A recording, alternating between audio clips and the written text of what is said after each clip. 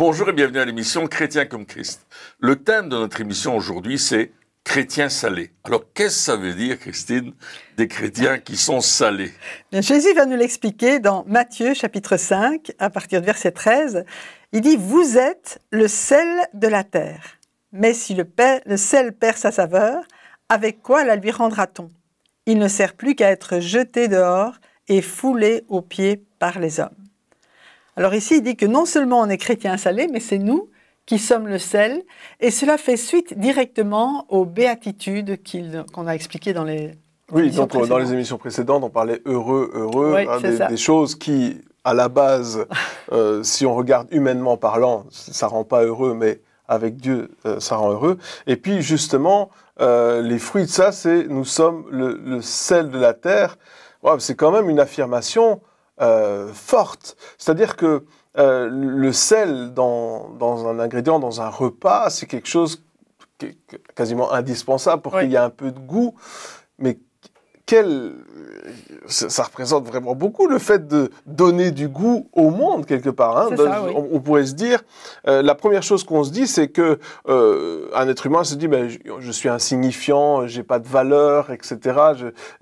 Qu'est-ce que j'ai à faire sur cette terre? J'apporte rien. Enfin, il y a toutes ces pensées qui sont là. Et là, Jésus, il vient et il dit totalement le contraire. En gros, il dit, sans vous, il n'y a pas de saveur. Donc, vous êtes ultra important. C'est nous, en fait, qui apportons le goût du ciel, on l'amène sur la terre. Et c'est pour ça qu'il dit que nous sommes des chrétiens qui sommes salés. Parce que quand on est quelque part, l'atmosphère va changer. Il va y avoir une transformation des lieux à cause du message de l'Évangile. Et c'est là qu'il nous dit, vous êtes le sel de la terre. On apporte une saveur quand on apporte la bonne nouvelle du royaume des cieux. Et cette saveur-là, les gens, ils ont l'envie de la goûter. Quand tu manges une nourriture sans sel, c'est fade. On sent qu'il manque quelque chose. Buvez de la soupe, il n'y a pas de sel dedans. Ah, il faudrait remettre du sel.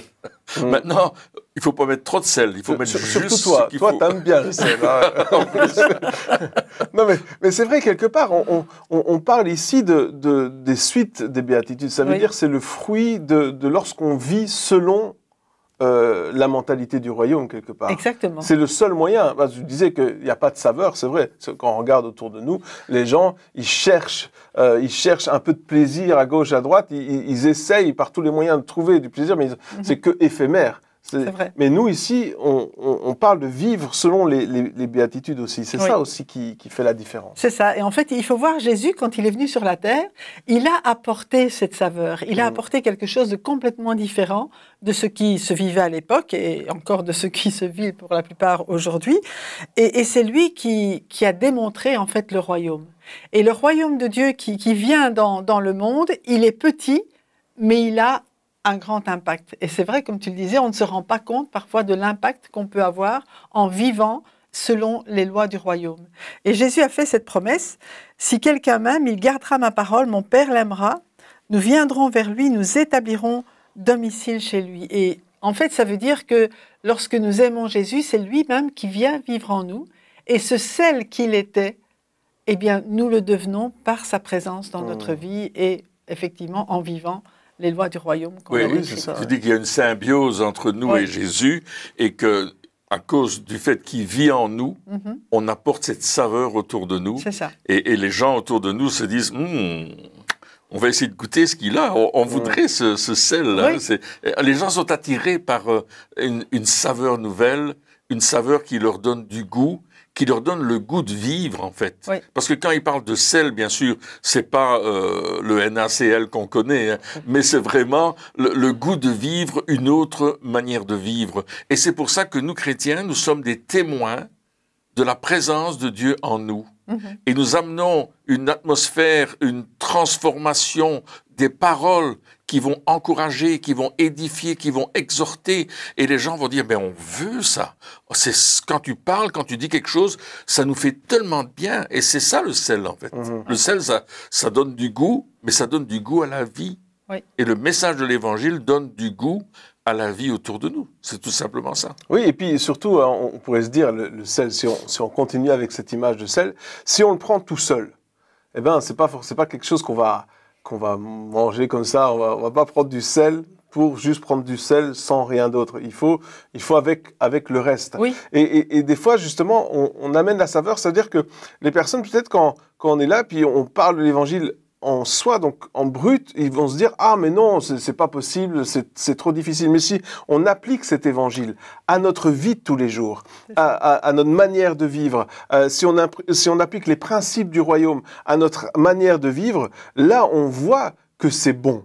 Et c'est ça, cette saveur. La vérité, c'est que le sel, c'est bon. Alors évidemment, si on en met trop, s'il y a trop de sel, c'est pas mangeable. Ça, c'est mangeable, mais le sel, si on le met correctement, ça apporte un bon goût. Et ce bon goût, peut-être qu'à l'origine, on dirait ah ben non, c'est pas bon, mais si on le met dans les aliments, eh bien, ça apporte un bon goût. Mais moi, ce qui me touche aussi dans ce passage, c'est qu'il est dit qu'on peut perdre sa saveur. Et ça, comment on fait, enfin, ou comment on ne fait pas, surtout, comment on fait pour ne pas perdre sa saveur? C'est ça la question. Mais la parole, la réponse, pardon, elle est dans cette parole où Jésus dit, si quelqu'un m'aime, il gardera ma parole, et on va venir on va venir habiter en lui. Alors il parle bien sûr de la personne du Saint-Esprit qui vient demeurer en nous et qui vient nous remplir de cette présence de Dieu. Mais si je perds mon intimité avec Dieu, si pour des raisons X et Y, je ne veux plus avoir cette communion avec Dieu, il est clair que, eh bien, la saveur que j'avais va commencer à changer. J'étais quelqu'un qui apportait la paix, la joie, le bonheur. Je vais commencer à devenir quelqu'un qui apporte les aigreurs, je sais pas, moi je suis de mauvaise humeur, je suis tout le temps en train de ronchonner et de me fâcher sur n'importe quoi et n'importe comment et n'importe quand. Et là, on s'aperçoit qu'il manque quelque chose. Oui. J'apporte pas du sel, j'apporte au contraire, au lieu d'apporter la paix, j'apporte la guerre. Oui. Et en fait, c'est ce que Jésus disait aussi dans Jean 15, que c'est important que nous portions du fruit. Le sel, c'est un peu le fruit que nous portons par cette communion avec Jésus. Et s'il n'y a pas de fruit, ben, on est bon aussi à être jeté, parce que ça... Enfin, jeté. Oui, mais c'est ce qui est dit. Il dit jeter dehors, le sel, jeter dehors. Oui, c'est ça. Ouais. Parce que ça... On dit parfois, on donne des paroles bibliques et puis on vit le contraire. Et en fait, ce qui est important, c'est ce que tu disais, c'est que d'accord de parler la parole de Dieu, mais à condition qu'elle soit intégrée dans notre vie et que nous soyons une démonstration de cette parole, une démonstration que les principes du royaume, ça fonctionne encore aujourd'hui, que c'est pas seulement une utopie, c'est pas seulement une théorie, mais que dans notre vie, c'est intégré. Et ça peut l'être bien sûr par le Saint-Esprit qui vit en nous, lorsque nous sommes en communion avec Jésus. Jésus disait, sans moi, vous ne pouvez rien faire. Mais avec lui, tout est possible, et avec lui, nous devenons ce sel sur la terre qui a une influence. Donc ça veut dire quelque part que les béatitudes, on peut y adhérer, c'est-à-dire on peut être d'accord, elles peuvent nous toucher à un certain moment et même on peut commencer à les appliquer, mais ça veut dire aussi que on a besoin d'y revenir régulièrement, de les relire, de voir constamment si notre vie est encore en accord avec ces choses-là. Parce que, encore une fois, on l'a dit de nombreuses fois, mais on vit dans un monde qui va avoir tendance à nous faire glisser tout doucement. Et lorsqu'on dévie brutalement d'une route, on le voit, hein, on appelle ça un accident. Mais si on dévie tout doucement, eh bien, on ne s'en rend pas compte jusqu'au moment où c'est trop tard. Et justement, le but, c'est de se dire, je veux faire attention. Je veux faire attention à ne pas perdre la saveur parce que c'est possible de la perdre. Oui. Et c'est ça aussi, il ne faut pas dire, une fois que tu as le sel de la terre, ça y est, c'est fini, on t'a gagné. Non, c'est attention, ne perds pas de ta saveur. Attention, garde ton intimité avec Jésus. Attention, laisse le Saint-Esprit continuer à te remplir. Encore et encore et encore. Et si dans ta vie de tous les jours, tu vois que le temps que tu passais avec Dieu a rétréci, a perdu 2 minutes un jour, 2 autres minutes le lendemain, etc., etc., attention, tu es déjà en train de prendre des mauvaises décisions. Et donc, lorsque cette attention est là, c'est ça que Jésus a dit quelque part, attention, eh bien, je vais faire attention et je vais reprendre 2 minutes, et je vais reprendre 2 minutes, et je vais reprendre ce temps, parce que je ne veux pas devenir fade. Oui. Je veux pas ne servir à rien. Absolument. Parce que nous avons été créés pour servir à quelque chose. Et ce que Dieu y veut, lorsque Jésus disait, mais attention à ne pas perdre la saveur, c'est justement dire, mais je t'ai créé pour un but et je veux que tu puisses accomplir ce but et je vais t'aider à le faire. Mais là, il y a tout dans tes mains. Choisis les bonnes choses que j'ai pour toi. Oui, oui, tout à fait. On pourrait trouver des principes qui vont nous aider à aller plus loin. Alors, la première chose, c'est, bien sûr, tu parlais du temps d'intimité, la parole de Dieu, que je vais lire et méditer régulièrement. Et on a des aides, il y a beaucoup d'aides, il y a beaucoup de livres qui nous permettent de méditer la parole, de la lire tous les jours, même parfois 2 fois par jour, peut-être plus, parce que quand même, manger la parole, c'est important. Parce que Jésus dit, le ciel et la terre passeront, mais ma parole ne passeront pas. Donc, je vais me nourrir ma parole. Oui. Puis, il y a le temps de prière aussi, mon temps de prière avec Dieu, de louange, d'adoration. Ce sont des armes que Dieu me donne pour combattre justement ce qui va faire que je vais me refroidir ou que je vais dévier de ma route. Ensuite, il y a la présence du Saint-Esprit, ma relation avec le Saint-Esprit. Et puis, il y a la communion fraternelle avec les frères et sœurs. Et souvent, on prend cette image d'un feu de bois où il y a des bûches qui sont en train de brûler. Et puis, à un certain moment, on prend une de ces bûches et on la met hors du feu. Bien qu'elle était en train de brûler avec les autres, petit à petit, elle va s'éteindre et elle va non seulement arrêter de se consumer, mais elle va produire de la fumée.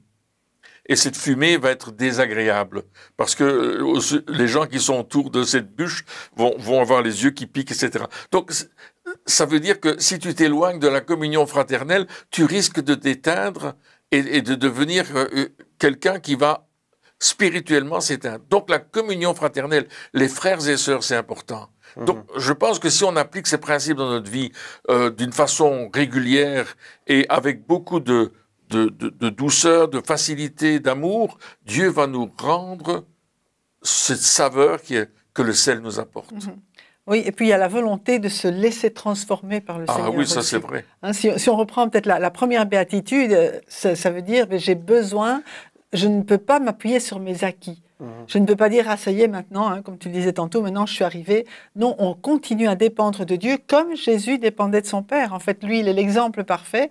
Et il dit, mais je fais rien, sinon c'est ce que je vois faire au Père. Je ne dis rien, sinon ce qu'il me dit de dire. Et ça, c'est la première chose, c'est vraiment dans n'importe quelle situation, de dire, Seigneur, tu dis quoi maintenant ? Comment je réagis maintenant ? Qu'est-ce que tu attends de moi maintenant ? Comment tu veux que je démontre ta saveur dans cette situation en particulier, plutôt que de chercher mon intérêt ou bien de réagir, etc. Mais vraiment de s'attendre à Dieu dans chaque circonstance.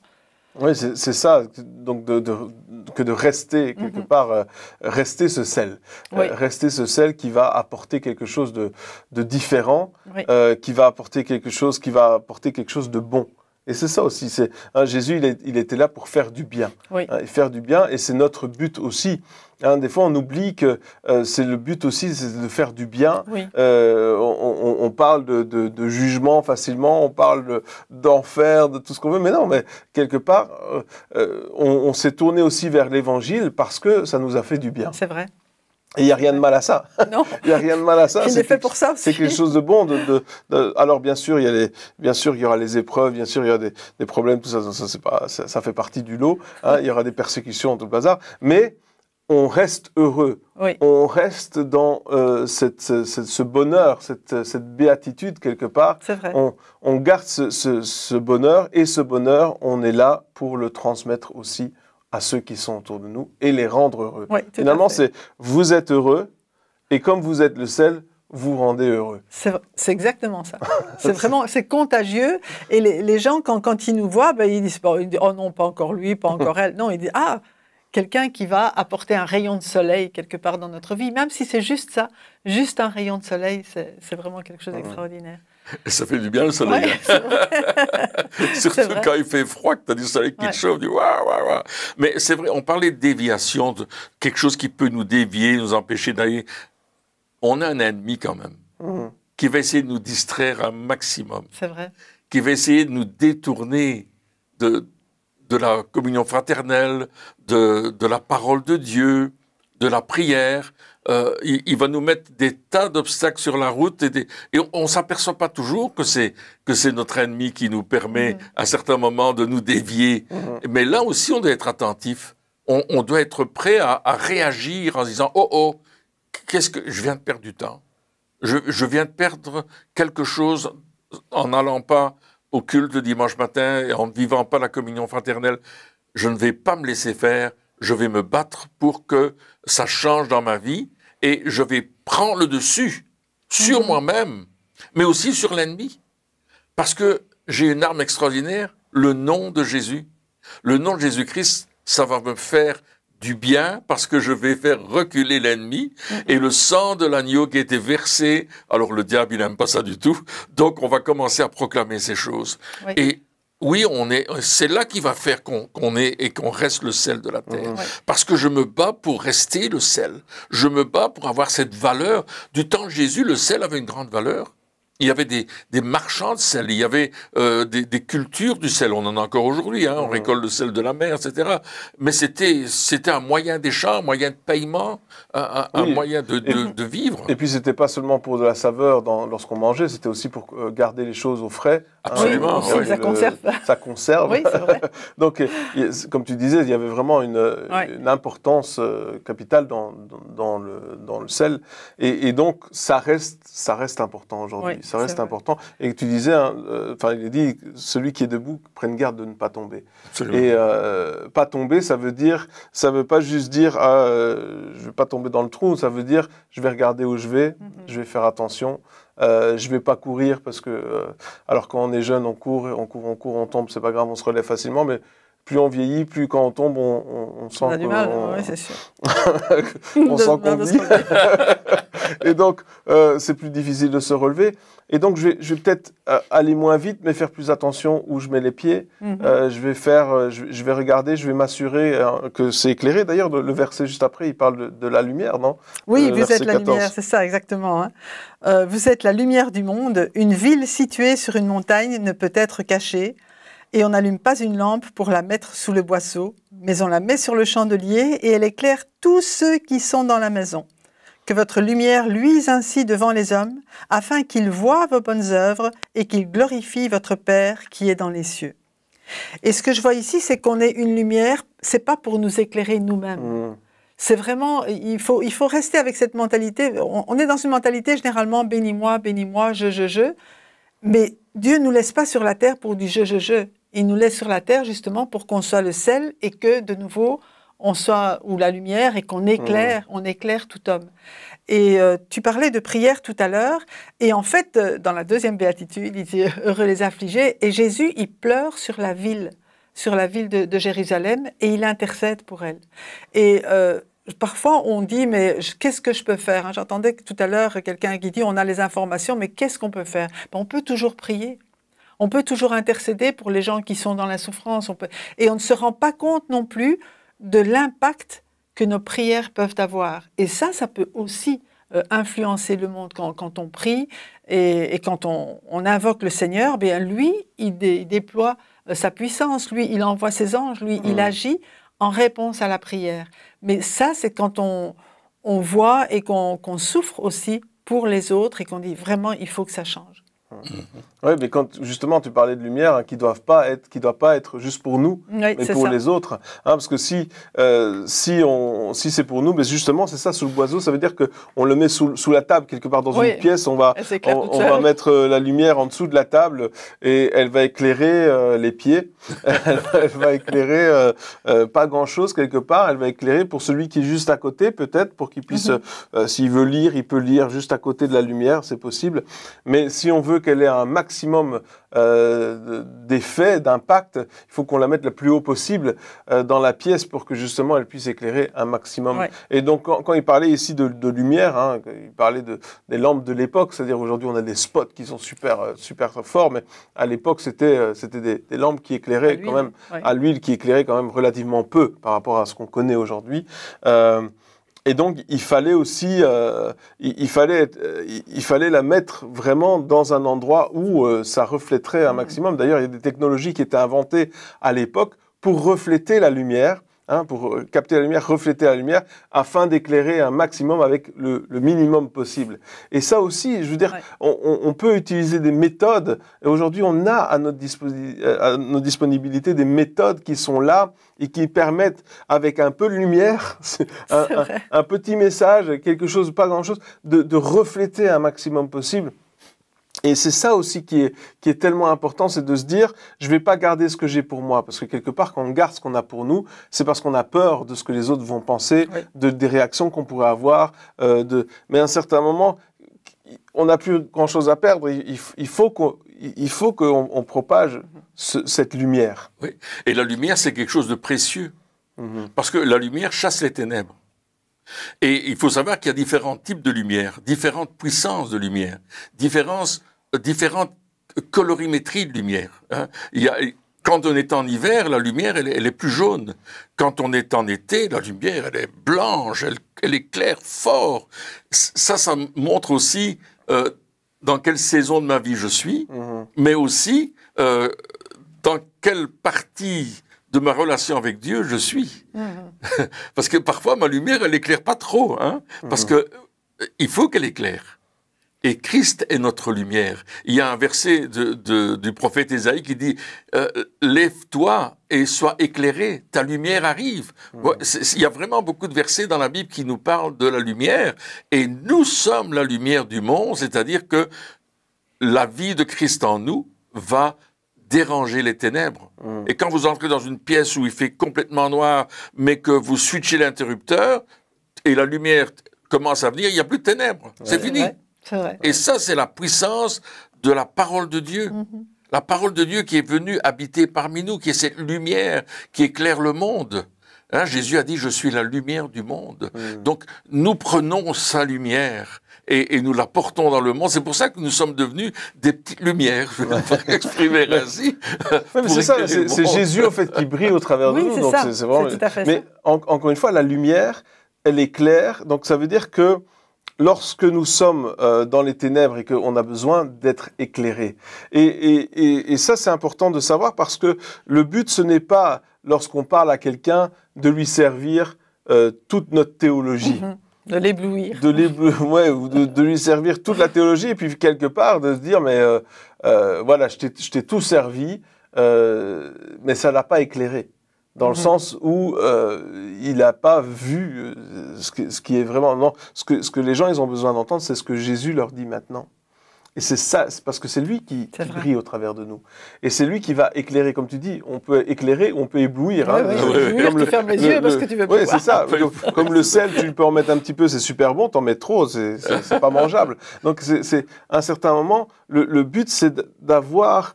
cette sagesse qui vient de Dieu. Il faut bien doser. Pour éclairer. Alors, peut-être que pour l'instant, quand on est dans le noir depuis longtemps, il faut une toute petite lumière est suffisante. Et si on en met trop, on est ébloui, justement. Donc, peut-être que lorsque quelqu'un est dans les ténèbres et qu'on arrive et qu'on lui dit, peut-être juste 2-3 choses qui, pour nous, ont l'air de rien, insignifiantes, mais qui, pour lui, est suffisamment de lumière pour commencer à s'adapter à la lumière du jour, justement.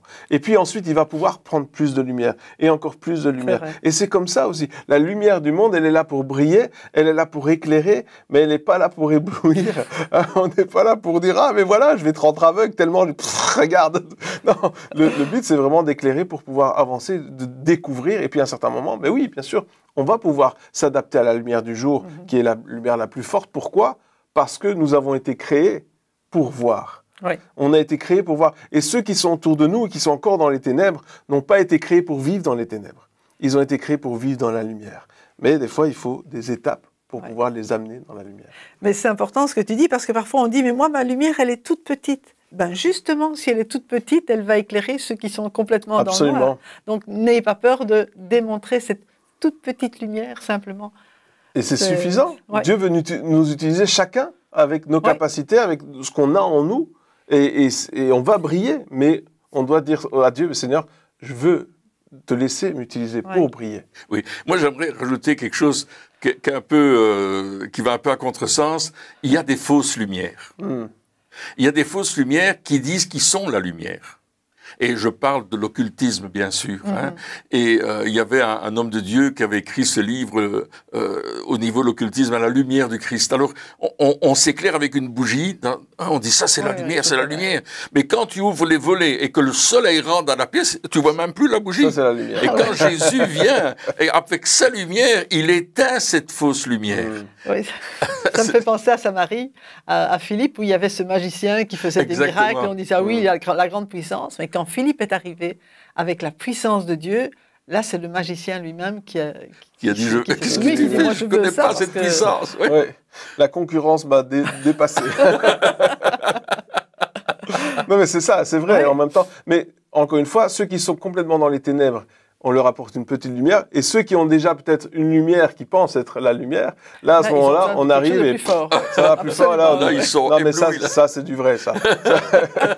Ça, c'est de la vraie, c'est vraiment les bonnes choses. Et c'est ça aussi, on est là pour apporter cette lumière. Mais encore une fois, souvent, on se sent pas capable. Hein, les gens nous disent souvent, mais oui, mais moi, je suis pas...